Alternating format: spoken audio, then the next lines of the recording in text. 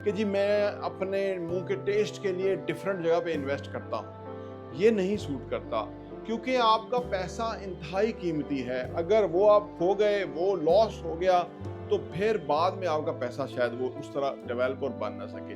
हम क्यों real estate में इन्वेस्टमेंट करने का कहते हैं और खुद भी रियल एस्टेट में इन्वेस्ट करते हैं? रियल एस्टेट बहुत बड़ी टर्म है, इसमें फाइल भी लोगों ने शामिल कर लिए हैं, प्लॉट भी शामिल कर लिए हैं। हालांकि रियल एस्टेट का मतलब है रियल एसेट जो ऑन ग्राउंड हो। आपकी पैसिव इनकम डेफिनेट आती ही रहती है, चाहे बिजनेसेस ऊपर नीचे हो जाए, थोड़े अरसे के लिए होंगे, लेकिन बाद में वापस लोग जो है वो अपने बिजनेस से कमा लेंगे और वो आपको किराया पे करेंगे और उसमें कोई प्रॉब्लम नहीं है।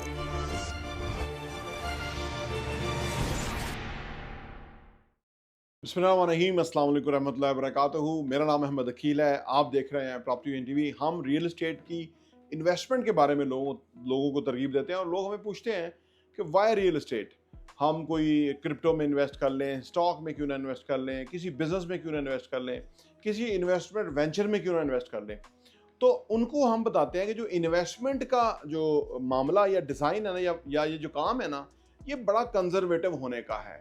इसमें आप रोशन ख्याल नहीं हो सकते कि जी मैं अपने मुंह के टेस्ट के लिए डिफरेंट जगह पे इन्वेस्ट करता हूँ, ये नहीं सूट करता क्योंकि आपका पैसा इंतहाई कीमती है। अगर वो आप खो गए, वो लॉस हो गया, तो फिर बाद में आपका पैसा शायद वो उस तरह डेवलप और बन ना सके। हम क्यों रियल एस्टेट में इन्वेस्टमेंट करने का कहते हैं और खुद भी रियल एस्टेट में इन्वेस्ट करते हैं?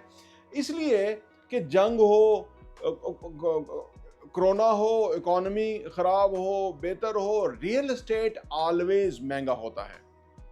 रियल एस्टेट ऑलवेज महंगा होता है। उस दौरान थोड़ा बहुत लोग खरीद ना रहे हों, लेकिन उसके फौरी बाद बहुत खिंच पड़ती है, फिर बहुत ज़्यादा प्राइसेस हाई हो जाती है, फिर आपका कमाने का वक्त शुरू हो जाता है।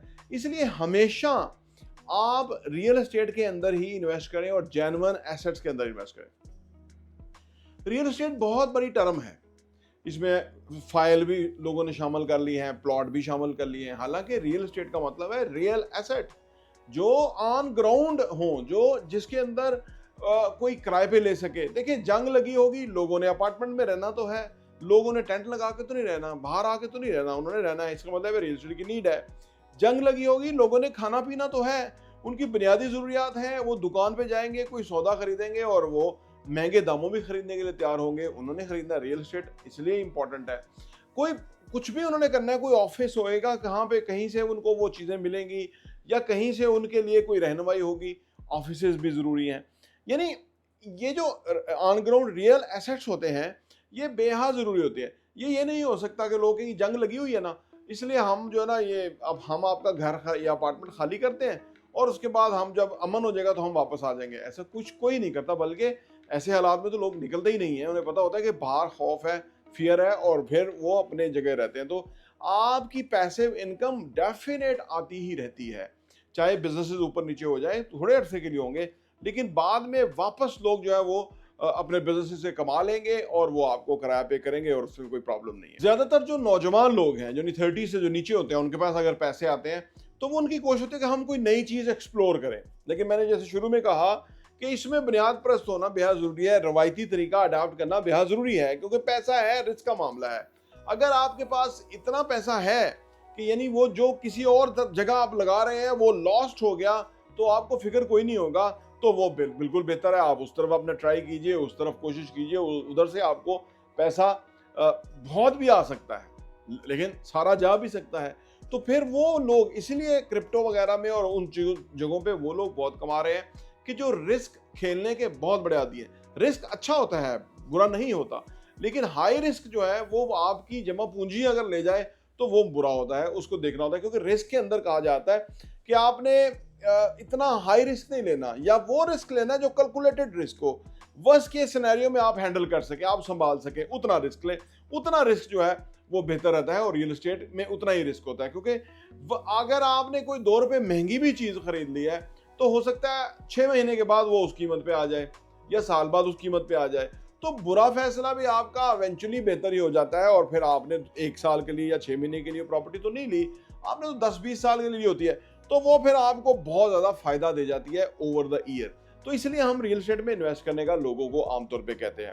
अच्छा, आखिर में जो रियल एस्टेट के अंदर लोग इन्वेस्ट नहीं करते, उन्हें इस चीज़ का अंदाज़ा ही नहीं है कि उनका पैसा सेफ रहता है, सिक्योर रहता है, ग्रो करता है, पीस ऑफ माइंड रहता है, आराम से सोते हैं। बहरिया डीएचए वगैरह के अंदर तो कब्जे का भी कोई खतरा नहीं होता, कोई कब्जा कर लेगा।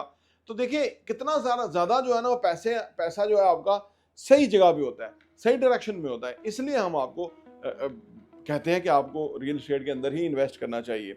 और फिर अगर आप आखिर में अगर आप चाहते हैं कि आप कोई यानी मनूवर करें, आप कोई नई चीज़ें ट्राई करें, आप कोई नया एक्सपीरियंस करें, तो इसकी कीमत बहुत भारी होगी। जिन लोगों ने किया या जिन लोगों ने करा है वो इस बात के गवाह होंगे कि उन्होंने फिर काफ़ी कुछ गंवाया भी। कम लोगों ने कमाया, यानी 90% ने गंवाया, 10% ने किसी और क्रिप्टो में बाकी जगहों पे कमाया या स्टॉक्स में इवन कमाया। तो लिहाजा इसका मतलब हाई परसेंटेज है। यहाँ रियल एस्टेट में 10% ने गंवाया होगा, 90% ने गेन किया होगा। तो ये चंद बातें हैं, इसलिए हम लोगों को रियल एस्टेट में इन्वेस्ट करने का बताते हैं ताकि वो पुरएतमाद रहें, कॉन्फिडेंस के साथ रहें और उनका पैसा न सिर्फ पैसिव इनकम दे बल्कि वो ग्रो भी होता रहे और रिटर्न ऑन इन्वेस्टमेंट भी दे। प्रॉपर्टी इंटरव्यू देखने का बहुत बहुत शुक्रिया।